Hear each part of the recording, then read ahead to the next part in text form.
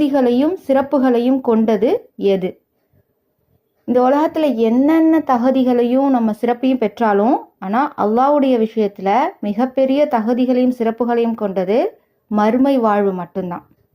மறுமை வாழ்வு மிகப்பெரிய தகுதிகளும் மிகப்பெரிய சிறப்புகளும் கொண்டது. அதனால என்னென்னைக்கும் நம்ம மறுமைக்காக நம்முடைய இம்மையில விதைக்கணும்.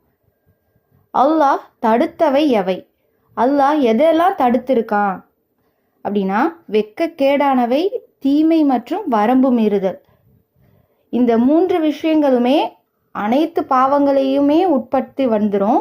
எப்பவுமே வெட்கக்கேடான விஷயங்களையும் தீமையான விஷயங்களிலிருந்தும் வரம்பு மீறுதலிலிருந்தும் நம்ம பாதுகாப்பு பெறணும். குர்ஆன் யார் மூலம் இறக்கப்பட்டது? குர்ஆன் யார் மூலம் இறக்கப்பட்டது? இறைவனிடமிருந்து ரூஹுல் குதூஸ் என்னும் ஜிப்ரில் அலைஹிஸ்ஸலாம் அவர்களின் மூலம் இறக்கப்பட்டது. அல்லாஹ் கிட்டேந்து வந்தது. அது யார் மூலமா வந்தது அப்படின்னா, ஜிப்ரில் அலைஹிஸ்ஸலாம் அவங்க மூலமா வந்தது. அவங்களுக்கு இன்னொரு பேர் ரூஹுல் குதூஸ். யாருக்கு அல்லாஹ் வழிகாட்ட மாட்டான்? அல்லாஹ் வழிகாட்டாதவங்கள இந்த உலகத்துல நேர்வழி அடைய முடியாது, மறுமையிலும் எந்த வெற்றியும் இல்லை. அல்லாஹ் யாருக்கு வழிகாட்ட மாட்டான் அப்படின்னா, அல்லாஹ்வின் வசனங்களை நம்பாதவங்களுக்கு.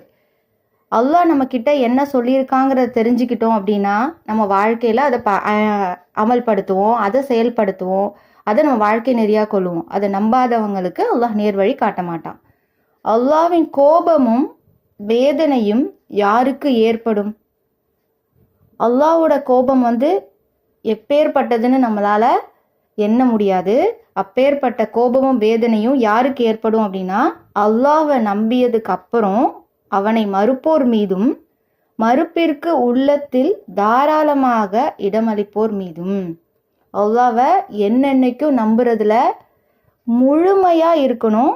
இறைவனை மட்டும் வணங்குவோர் என்ன செய்வாங்க அப்படின்னா, அல்லாஹ்வை மட்டும் வணங்குறவங்க அவங்களுடைய செயல் எப்படி இருக்கும் அப்படின்னா, அல்லாஹ்வின் அருட்கொடைக்கு நன்றி